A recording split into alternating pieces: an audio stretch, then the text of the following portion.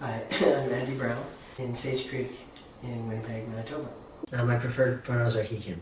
I've been in Canada for 16 years, 10 in British Columbia and 6 in Manitoba.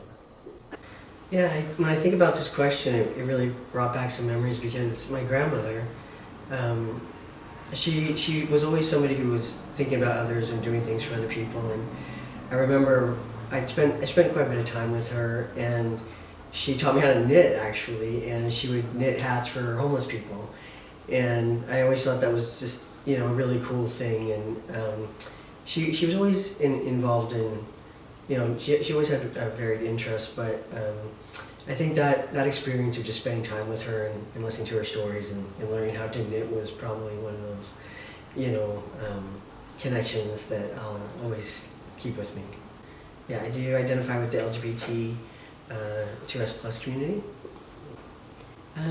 It doesn't currently, but it's one of those things where I'm always looking for ways that I could, do something to be more like communities, because I think in general, most of my work is about connection, and it's connection between everybody, all communities, and just getting more understanding and kindness around the world, basically.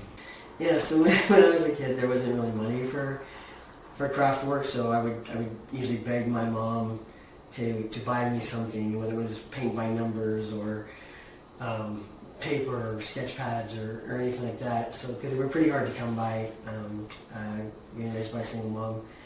But when I was in public school, there was art classes, and I just loved them. I could just I thought it was actually probably the first time I had somebody tell me I was good at something, and just that feeling when you're a kid when somebody besides a family member tells you you're good at something, that just means so much to you. And I think that was really the start of a journey in art, because I always loved making things, and I found as an adult, when we start working in my generation, art was not a job.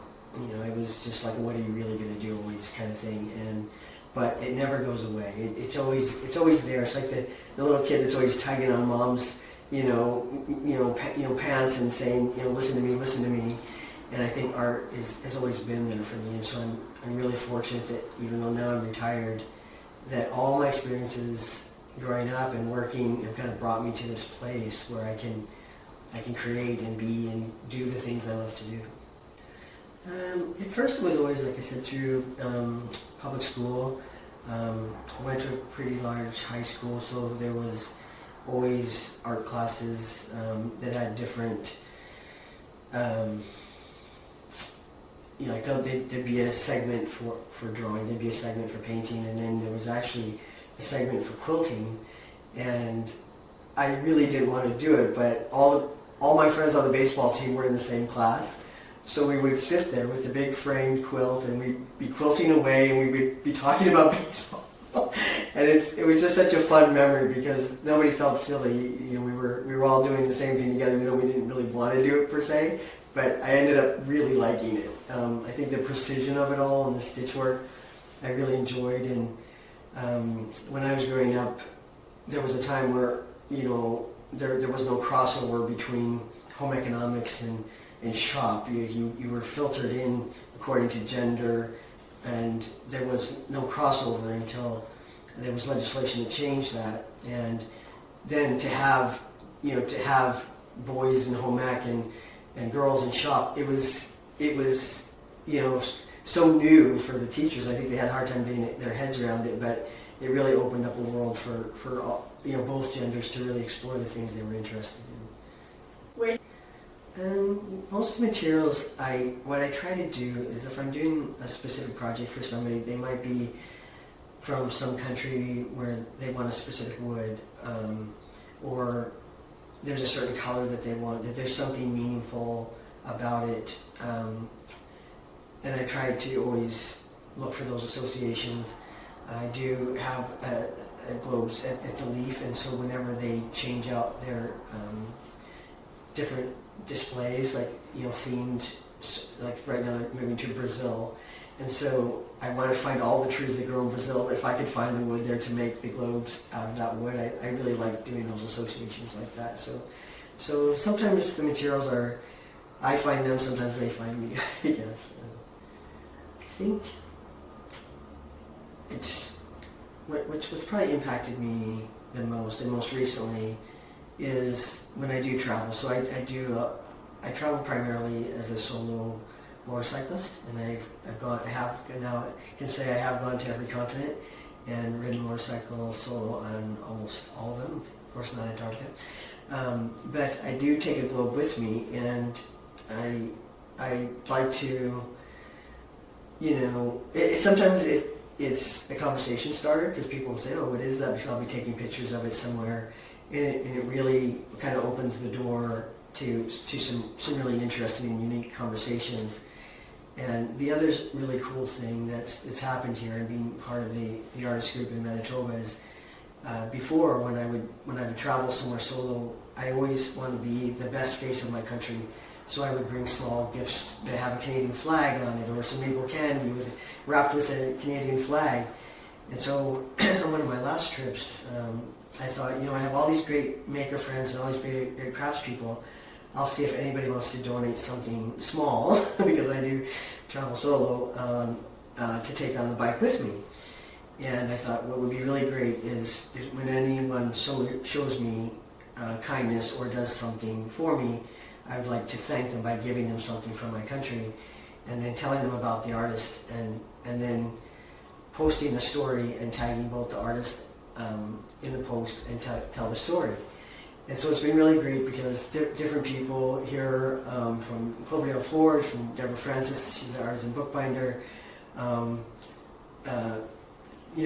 People have given me these small things, and it has really been phenomenal because that has become more interesting than where I've been. So people really love hearing the stories more than I think where I am. And people, of course, love seeing their work in another country, and that's been really, really special. And I love knowing that, and I think the artists too, they love knowing that their piece is someplace really, really far away. So to give just one example, I was riding in New Zealand. This was pre-pandemic, and I'd seen a bunch of sheep, and I watched this dog herding them.